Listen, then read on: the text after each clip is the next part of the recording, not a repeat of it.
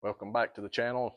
I know it's not a classic truck, but like I said, the only reason it's named Classic Truck Garage, all the other cool names is taken.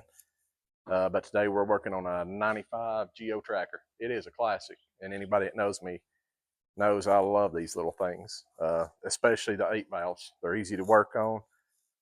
They'll go anywhere a side by side will go. So my son-in-law's been shopping again. He picked this one up. It's 2-wheel drive. He's actually going to do, or I'm trying to get him to get all the stuff to do a 4-wheel drive swap on it. My 94 was a 2-wheel drive when we started on it. But today we are going to put a 2-inch lift and a set of 235s on here.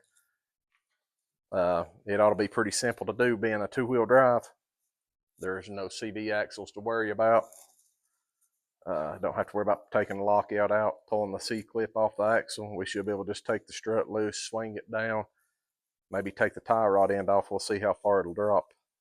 And drop the strut down and put the spacer on top of the strut and the spring. So we'll set up a camera right here and try to film one side at least to the front doing it. It's not much different than the 4-wheel drive. Only the 4-wheel drive, I have to take the C-clip off of the end of the axle to get it to drop enough to be able to get the spring out. So I've done quite a few of these. I think we can probably get the front done in about 30 minutes. That's going to be our time. We're going to set it for 30 minutes. So we'll get it set up here and get to rolling on it.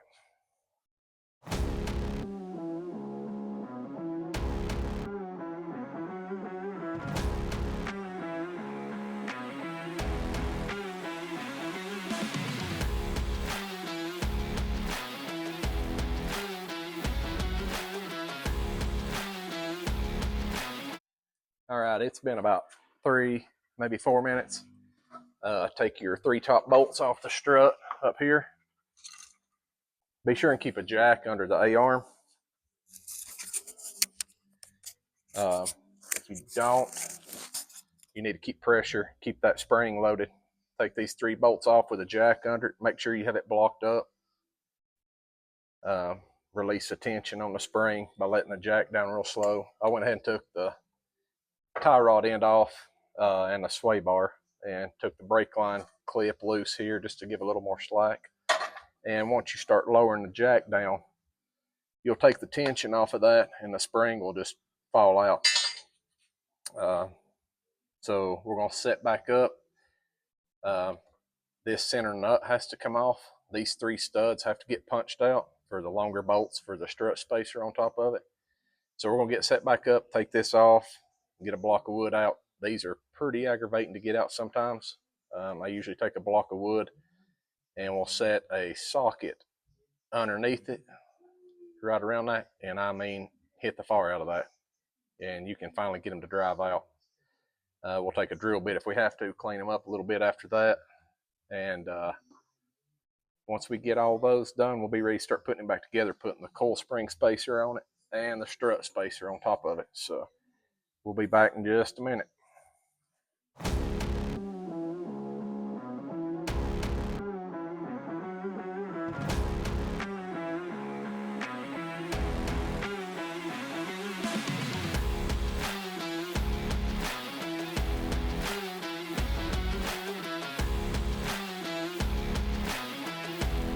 On the driver's side, pull the air box off. Take the 3 12mm bolts off the strut tower. Go ahead and break this one loose. I believe it's what size is that? What size is that? 17. Go ahead and break that nut loose. Make sure you got pressure on the vehicle. We've got it jacked up. Got blocks under the frame. Got the jack under the A-arm. Once you get those off, make sure you keep pressure on this or this spring will kick out. I never use a spring compressor. Take the brake line, clip off, move the brake line. I'm going to take a 17mm. Let me get a pair of pliers. You know what? I'm probably get it with these. Take the tie rod end loose.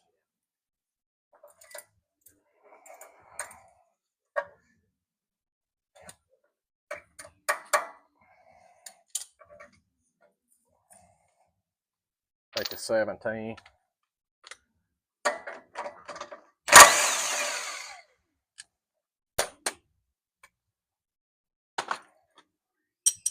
And this is the same on a 4-wheel drive or a 2-wheel drive. If you had a 4-wheel drive, you'll have to take your lockout off and take the C-clip off the end of the axle. A lot of people pull the axle out. I always just take the lockout off, take the C-clip off the end of the CV, and you can push all this down enough to get the spring out. I've never pulled the axle, and I've never used a spring compressor. I always do it this way on every one I've done, and I've done quite a few of these lifts. So I'm going to get the hammer.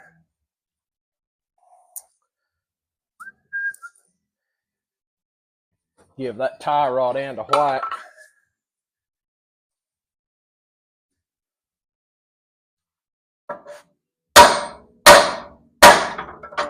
And it will pop out. Don't hit the tie rod end, hit the knuckle right in here. It'll jar it loose. Now we're ready to let the jack down. Got it set up there.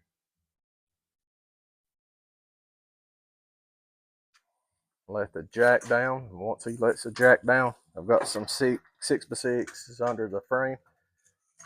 Just make sure you don't pull your brake line. And like I said, if this is a 4-wheel drive, you would take the lockout, the outer part of the lockout off, take the C-clip off the end of the CV axle, and you can swing this down enough to get the spring out of it. And forgot to take the sway bar loose. Make sure you take the sway bar loose. They're 14 millimeter, just a nut on the bottom on both sides.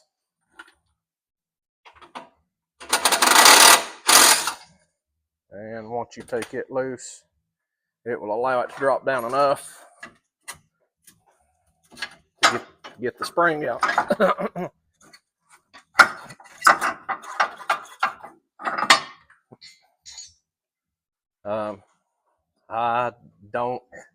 I've only put 2 sets of these aluminum blocks on, and I do not like them. Like, we've had trouble with both of them. We had trouble with the other side. What we ended up doing was heating the thing just nearly glowing red to get it on there. So with these, the rubber oscillator won't go up in it while it's on there, and it won't go on the outside of it. So I don't run those. I used to get my list from a guy, Jeff Hopecker or something like that. He had a weird Jeff Hopecker, I believe it was, up around Illinois. And they were always great. The red ones was great. They never collapsed. The last one I bought was a black set from him, and they end up shrinking down from these are about 1.25 inches, 1.5 inches on the front to give it 2 inches of lift. It ended up shrinking down to 1/2 inch, like it mashed up to nothing. So I think we're gonna eat supper real quick. I'm gonna come back. We're gonna clean this up best we can, heat this up as hot as we can, and hopefully get it on there without having to beat the fire out of it. If you have the plastic ones, the rubber ones, spacers, I've never had trouble with them. They always just go. You slide it right up on there, put the spring back in, jack it up. I'll show you what you got to do with this here in a minute. The way I do it, I put a socket under it, take a hammer, hit them, and they'll fall out. You got to drill them out. You got to drill these out quite a bit. All this Chinaman knees stuff, the made in Taiwan or whatever it is, the bolt pattern didn't quite line up, so we had to drill them out a little bit bigger to get enough room to get the longer bolts to go back through to bolt into the strut tower up here. Yeah, so this is like this one's off also. So, but I'll show you in a minute. We're gonna eat. I'm gonna show you in a minute how I knock these out. All right, I'm gonna show you how I get the studs out of here. I hope y'all can see this. These have to be knocked out so the longer ones with a strut spacer can go in there. What I'll do is take an old socket, set it on a block of wood, set that over it.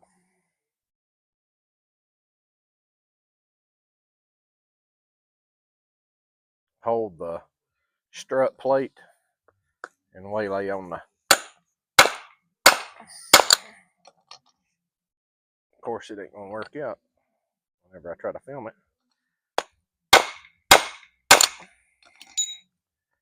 You gotta be kidding me.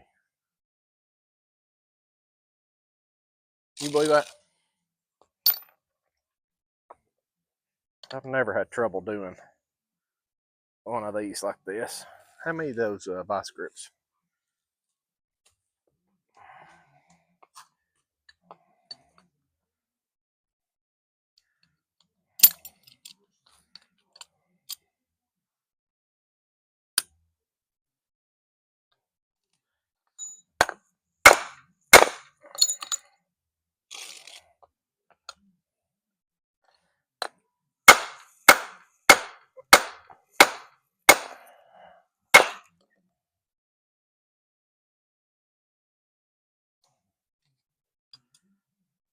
These things are pressed in there and they're pretty tight.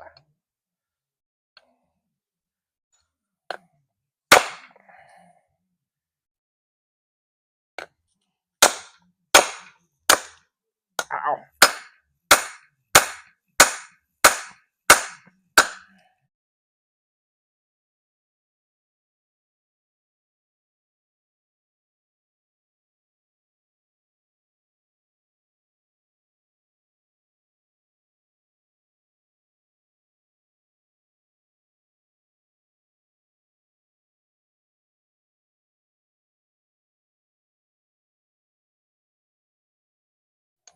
Take a punch.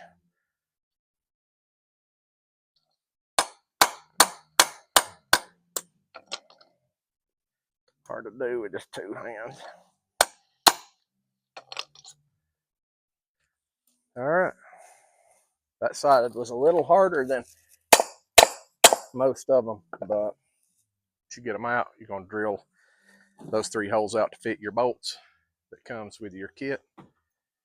And hopefully your Chinese, Taiwanese, whatever kit fits a little better than this one. That Chinese steel must have shrunk on the way over on the boat. All right, we're gonna get these drilled out. I'll come back when it gets ready to put it on. Actually, we may set it up. We're gonna heat the crap out of this spacer and try to get it on there.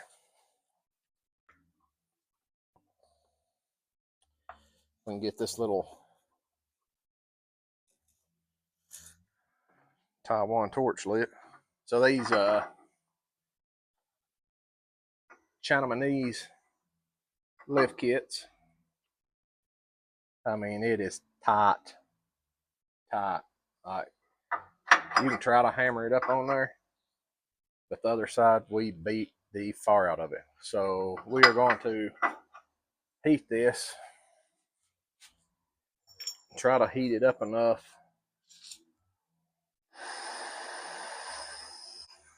We're going to try to heat this up enough to expand it enough where it'll go over there. Because, I mean, the other side, it was, until we put the heat, it actually got stuck on there. Like, it wouldn't go on or off. I've never had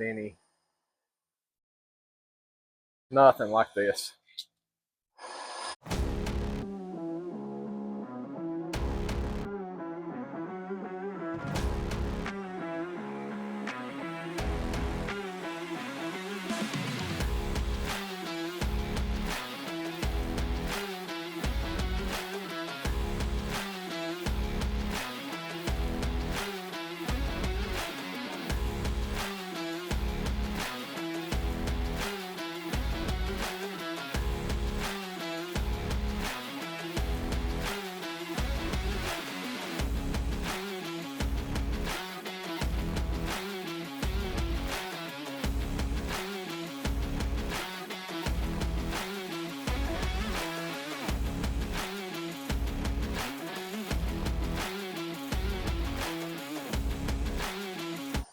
So let's try this. I can do it without burning myself.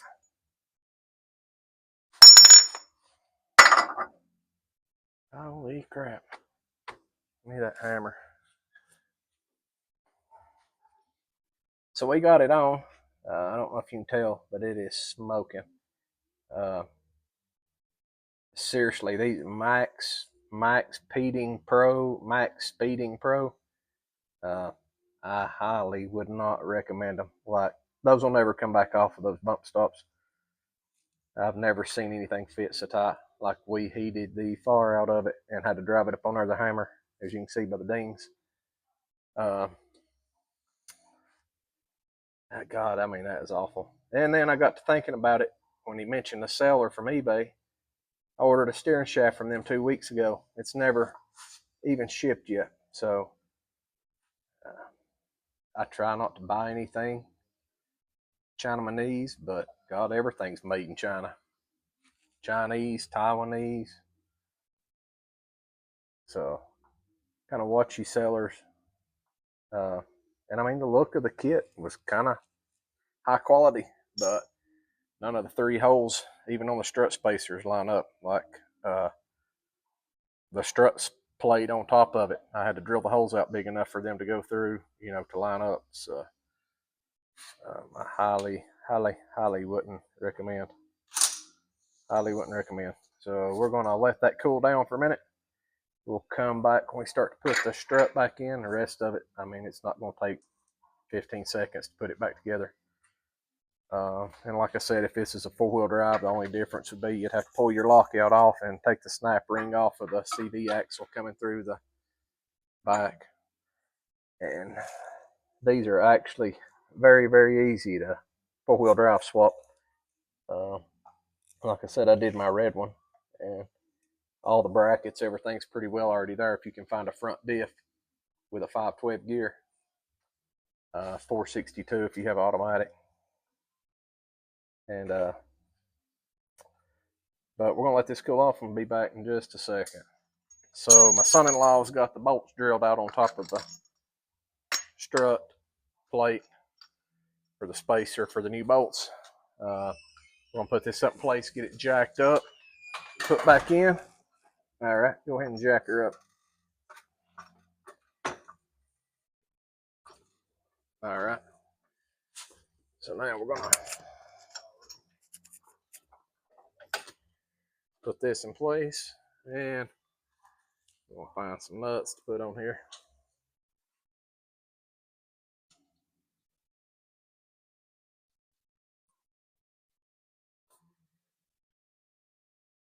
These are actually very simple, other than those aluminum blocks from Taiwan or wherever they're from. Max Peating on eBay. Tighten these up.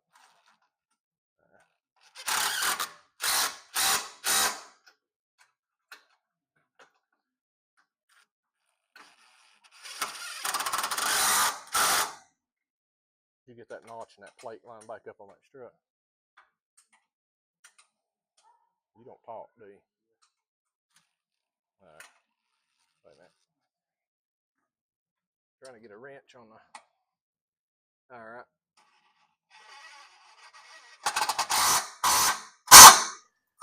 All right. So that. Don't forget to put your tie rod in back on.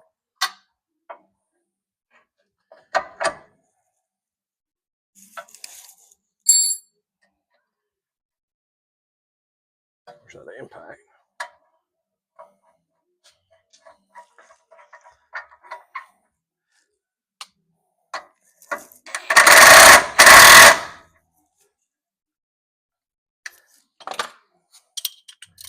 Take a ratchet, turn it on around, get it lined up.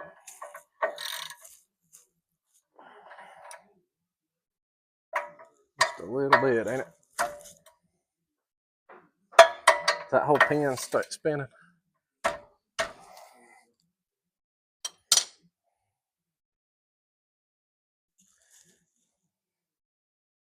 Passed it up a little bit. I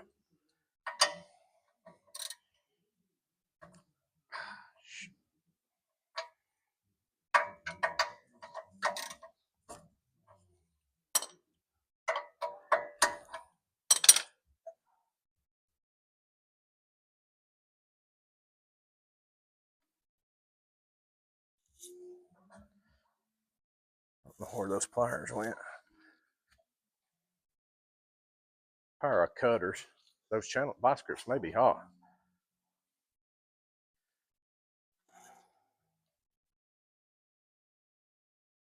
Is that not the ones I helped that with a minute ago? All right. And the brake line. And like I said, if this was 4-wheel drive, you just put the C-clip back on the end of the axle, put the cover back on the lockout, and you'd be done. We're going to put the wheel on, move to the back, and hopefully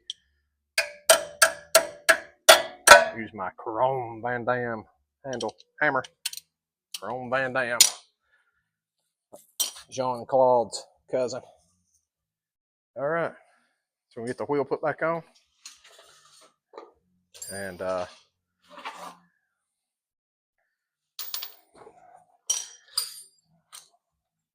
see how the front end looks. You're going to have to jack it up a little bit more. All right. You know what? You got to put the fake lockouts on there.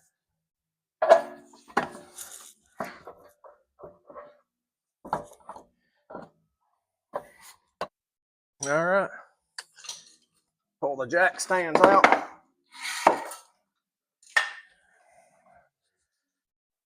Once you do that, get your air box back on. All right, so we've moved to the back. Got a jack under the center chunk. Got two 6x6s with a 2x4 on top under the frame. We're gonna take the shocks loose. And the rear end, man, I ain't gonna say it's gonna go easy. The front should have went in 30 minutes or less, being a 2-wheel drive, not having to worry about removing a lockout. But these stupid spacers, the bike one should be simple. They don't have a very big bump stop to have to slide up over. That spacer will sit right in here, the 2-inch spacer. So the rear should go pretty good. We're using what are these, 99 Crown Vic shocks? 89 to 98 Crown Vic rear shocks. They're pretty well about the same shock as what's on the factory Geo. They're just a couple inches longer, so they work out good. That's what I put on the back of all of mine. We're not doing a third arm spacers, just doing the spacers, new shocks in the rear, and that'll be it. So we're going to get these tuck off real quick, and we'll be back.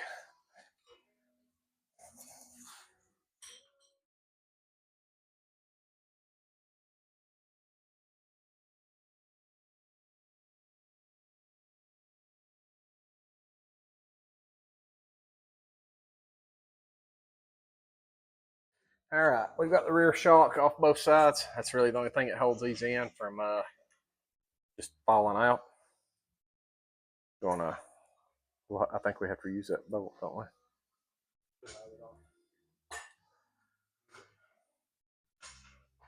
So I'm gonna let the jack down. Once we do that, the rear spring should fall right out.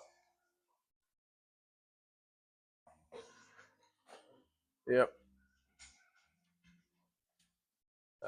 Got it blocked up on the frame. Let the rear end down enough. Just kind of watch your brake line. Your e-brake cables will get a little bit tight getting it down far enough to get it out. But if you'll wiggle one side a little bit more, is that all the way off of it? As you can see, you can just set the spring out. Put the top in first. You might have to have somebody help you take their foot, push it down. The jack's on it still. Hang on, I'll let it down. That's good. All right, you ready? Then I'm gonna push down on the axle. Spring will pop right back up into place. Spacer on the top. Jack it back up. Put the shocks on it. And be ready to roll. Where's the hardware for the other one? Skylar, I think you have to reuse the whole boat.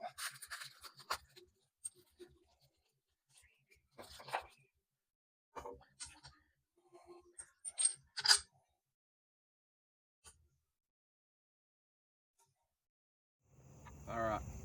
So we finished up the 2-inch lift on the 95. He's got the wheels and the 235s on it.